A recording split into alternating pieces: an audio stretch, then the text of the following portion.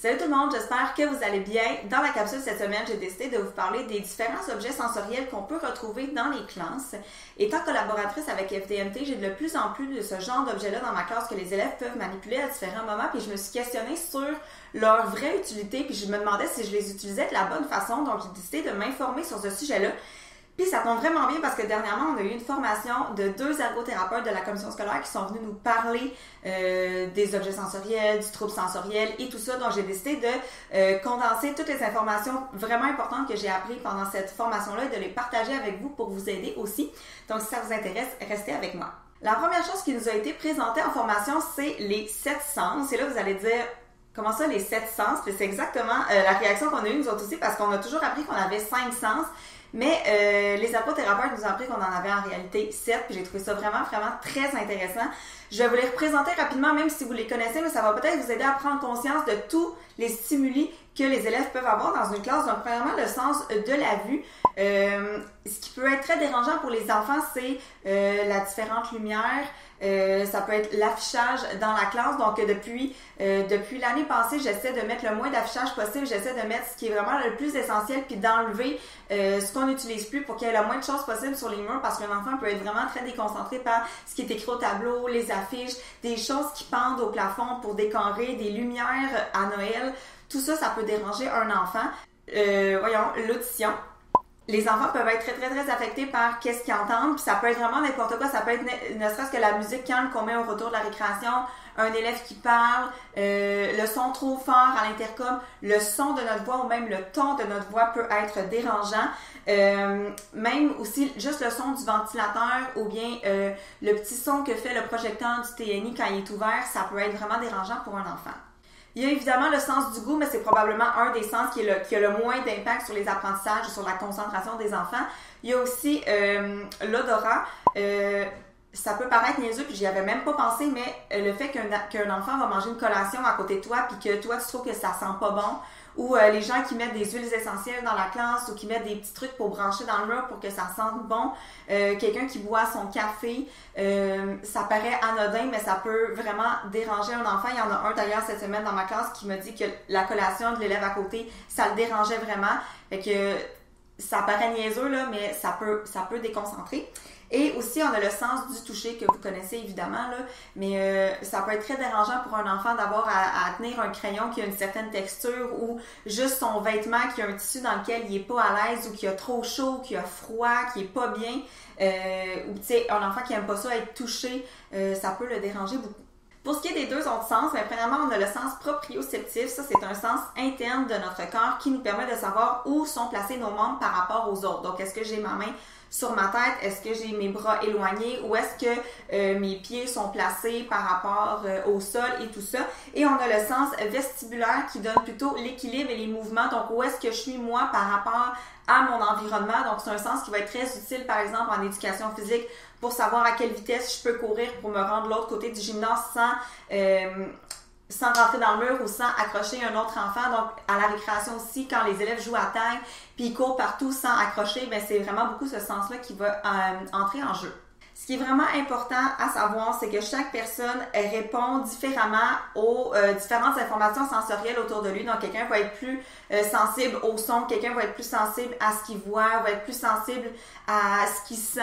Fait que chaque personne réagit différemment, puis on peut être soit hyper réactif ou hyporéactif, ou bien hyper sensible et hyposensible.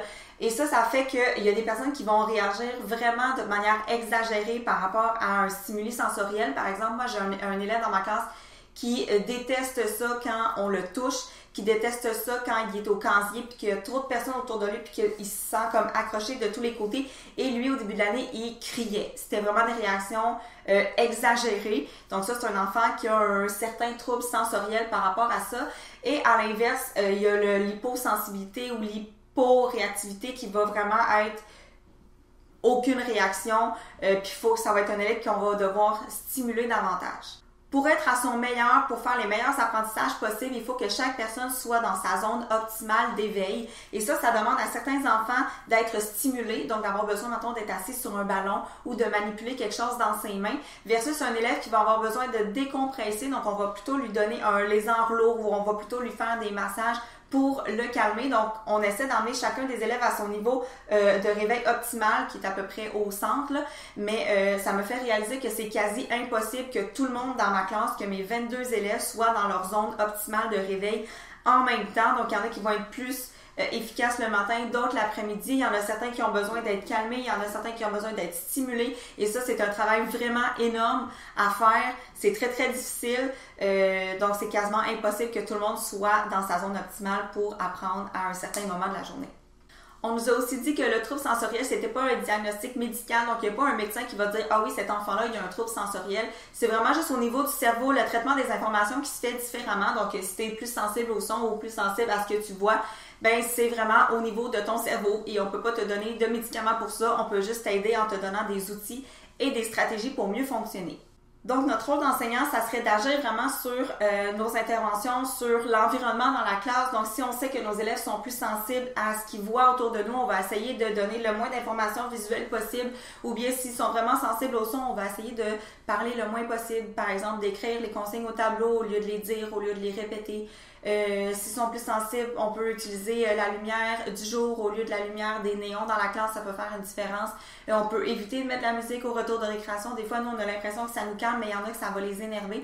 Donc, il faut vraiment essayer d'avoir un portrait général de nos élèves. Puis ce que je vais essayer de faire, je sais qu'on est rendu à la fin de l'année, là, mais je vais créer un questionnaire sur Google Forms pour que mes élèves aillent répondre à certaines questions pour que je puisse mieux les cerner en fonction de ce qui les dérange plus dans la classe. Donc, si c'est au niveau visuel, au niveau auditif, au niveau olfactif, peu importe, je vais essayer de mieux... C'est sûr que je les connais bien, là, rendu au mois d'avril comme ça ici, mais j'aimerais peut-être avoir des informations supplémentaires pour savoir quelles interventions je devrais faire. Pour ce qui est des outils sensoriels, je vais vous présenter rapidement ceux que j'ai puis comment je les utilise depuis que j'ai eu la formation. Puis après ça, mes élèves vont vous présenter ceux qui aiment le plus. C'est sûr que dans leur monde d'enfant, ils n'ont pas tellement de vocabulaire pour expliquer à quoi ça sert. Ils vont plutôt y aller avec la concentration, avec le besoin de bouger, mais avec ce que je viens de vous présenter, vous pourrez mieux comprendre leurs besoins. Donc, moi, dans ma classe, j'ai des ballons, donc ça va être plutôt pour les élèves qui ont besoin de bouger, mais ce qu'ils disent pas, puis ce qu'ils savent pas, en fait, c'est qu'en bougeant comme ça, ils se stimulent eux-mêmes. Donc, c'est comme s'ils appelaient leur cerveau à « OK, là, faut que t'écoutes, parce que là, si je bouge pas, je sais que tu vas comme être en état de pas de dormance, mais que tu seras pas apte à écouter », fait qu'ils se stimulent en faisant ça. Le ballon, ça aide aussi au niveau de la posture, mais il ne faut pas l'utiliser sur de longues périodes. Donc, moi, le ballon, je le donne, maximum 20 minutes. Je fais des rotations de 20 minutes avec le ballon. Même chose aussi pour les coussins. Là, moi, j'ai un coussin vert. Là, vous allez voir, les élèves vont le présenter pour mettre sur la chaise. Fait que les élèves peuvent comme bouger comme ça, puis il y a une petite texture aussi, fait que ça fait du bien. J'avais un élève l'année passée qui avait des balles de tennis coupées en deux, collées sur sa chaise, fait que c'était, au niveau sensoriel, c'était agréable pour lui. Moi, je trouvais pas ça le fun, mais pour lui, c'était super.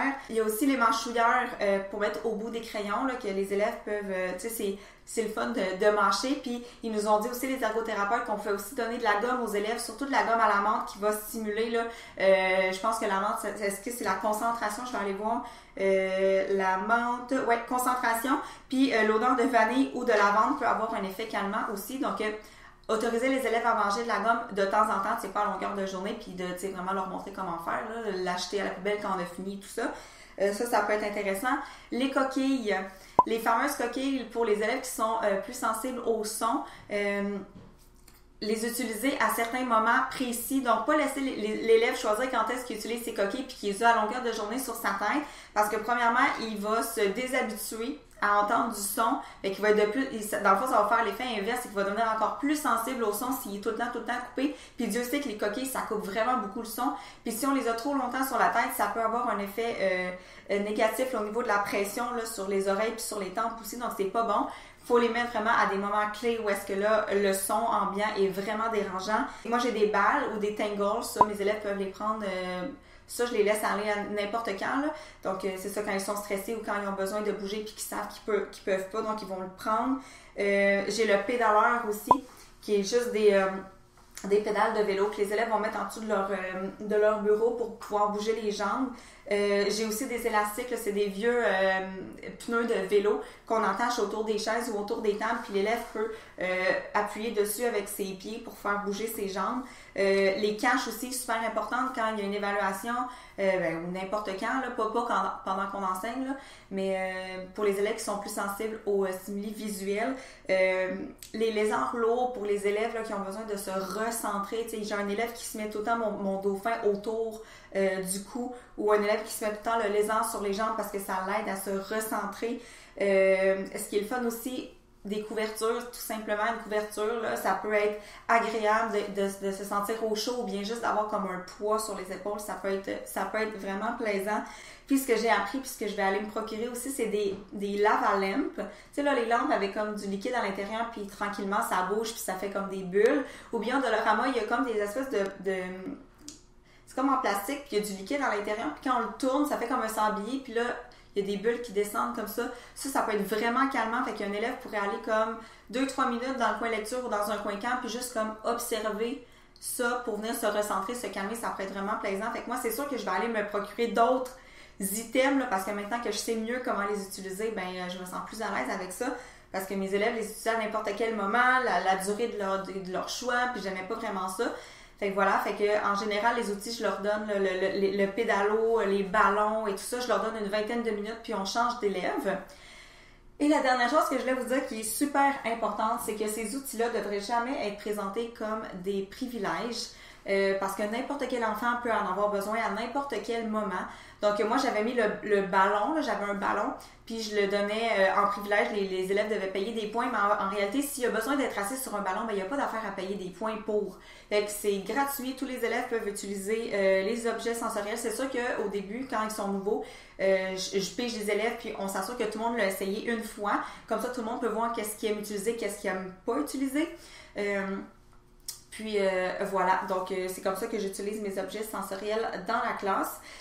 Puis aussi, ça prend un certain temps d'adaptation. Donc, c'est pas parce qu'une fois tu as utilisé la balle que tu sais si ça fonctionne pour toi ou pas. Il faut l'utiliser sur une longue période. Je pense que ça peut prendre jusqu'à 3 semaines avant de vraiment voir un effet d'un outil sur un enfant. Donc, j'arrête mon blabla qui a déjà duré assez longtemps, puis je vous laisse aller voir mes élèves qui vont vous présenter leur outil sensoriel préféré dans la classe. Alors, Xavier, tu es là aujourd'hui pour nous présenter l'objet sensoriel que tu aimes le plus dans la classe. Oui. C'est lequel? La plaque bleue, comme on l'appelle. Oui. Pourquoi tu l'aimes? Parce que c'est le seul objet sensoriel, par exemple, qu'on n'a pas besoin de prendre dans les mains pour utiliser. Et aussi parce que ça utilise juste les pieds. Tu le mets en dessous de la table? Oui. À quel moment tu aimes ça l'utiliser? Dans les moments, des moments comme que je pense, ça me concentre. Ça t'aide à te concentrer de bouger tes pieds sur la plaque? Ouais. Est-ce que tu aimerais nous montrer un exemple? Oui. Mets-la par terre. Ça fait il y a comme un liquide dedans, puis ça fait bouger quand tu marches dessus. C'est comme ça fait une pression, puis ça pousse le liquide. Puis toi, ben, tu mets ça en dessous de ton bureau, puis tu bouges les pieds pendant que j'enseigne, c'est ça? Excellent. Salut Gabrielle. Salut. Tu es là pour nous présenter l'objet sensoriel que tu aimes le plus? Ouais. C'est lequel? C'est le ballon. Pourquoi? C'est le ballon parce que moi j'aime ça quand ça rebondit, comme ça je suis pas assise sur une chaise, genre normalement. Ben, là je peux comme sauter, bouger un peu. À quel moment tu aimes ça être assis sur le ballon? Quand c'est des moments, genre quand on fait un examen, parce que ça me détend plus, ça me fait bouger, donc ça me fait en même temps. Donc toi, c'est lequel ton objet sensoriel préféré? Moi c'est le coussin vert. Pourquoi tu l'aimes le coussin? Parce que quand on s'assoit dessus, tu peux comme bouger un peu de tous les sens. OK. Puis c'est relaxant, puis ça te met un petit peu plus haut. OK. C'est puis... pas comme un coussin. OK. Puis il y a deux côtés, hein, je pense. Ouais. Il y a un côté plus comme piquant, puis ouais. l'autre qui a moins de pic. C'est moins piquant. Puis à quel moment tu aimes ça l'utiliser? Plus dans des périodes de stress, comme dans un examen ou... Donc, ça donne ça. Fait que tu peux te balancer d'un côté ou de l'autre. Ça te permet de rester assis, mais de bouger en même temps. C'est ça? Oui. Salut! Salut! Ça va bien? Oui, toi? Oui. Puis toi, c'est quoi ton objet préféré? Le pédalo. Pourquoi? Parce que, moi, j'ai besoin de bouger beaucoup. J'aime ça parce que ça fait comme un effet comme si tu fais du vélo ici. OK. Puis moi, ben, l'été aussi, j'aime ça faire du vélo. Puis, ben, je l'utilise souvent dans les périodes de stress aussi, comme pendant les examens, tout ça. Par en avant. Oui. Par en arrière aussi, comme ça. Fait qu'on met des tapis comme ça en dessous du pédalo, là, en dessous de la table de l'élève pour éviter que ça glisse sur le plancher. Donc, tu es là pour nous parler de ton objet sensoriel préféré. C'est lequel? C'est le gros ballon rouge. Le gros ballon, OK. Tu peux t'asseoir dessus? OK. Pourquoi tu l'aimes, celui-là? Ben, parce que il est mou. C'est plus cool qu'être assis sur une chaise. OK. OK. Quand est-ce que tu aimes ça, être assis sur le ballon? Mettons, quand j'enseigne, quand tu fais un examen, quand tu es stressé? Quand est-ce que tu aimes mieux l'avoir, le ballon? Plutôt dans un examen. Dans un examen? Pourquoi ça t'aide à quoi? Ben, ça va m'aider plus à me concentrer. Ta tête à être concentrée? C'est le fun parce que tu peux comme bouger, mais en restant quand même assis. Ouais. Donc, toi, ton objet sensoriel préféré, c'est lequel? Le coussin vert. Le coussin vert, pourquoi? Ben, parce que je trouve ça utile parce que des fois, être assis sur une chaise, ça peut être long. Puis il y a deux versions. Ici, c'est plus piquant, mais pas vraiment piquant. Puis ici, c'est plus mou. C'est confortable. Quand est-ce que tu aimes ça être assise sur le coussin vert? Durant que tu enseignes ou que tu lis des livres. Pourquoi? Parce que c'est déjà plus relaxant qu'un examen. Fait que là, ça me met encore plus... c'est moins stressant. Ça te déstresse, puis en même temps, c'est plus confortable d'être assis dessus. J'espère que vous avez apprécié la capsule aujourd'hui, que vous en avez appris davantage sur l'utilisation des outils sensoriels. Si jamais vous avez des questions ou des commentaires, gênez-vous pas pour les laisser juste en bas. Avant de partir, n'oubliez pas de vous abonner si ce n'est pas déjà fait et de cliquer sur la petite cloche pour avoir des notifications chaque fois que je mets une nouvelle capsule. Et sur ce, on se voit dimanche pour un vlog et mercredi prochain pour une autre vidéo de prof. Bye!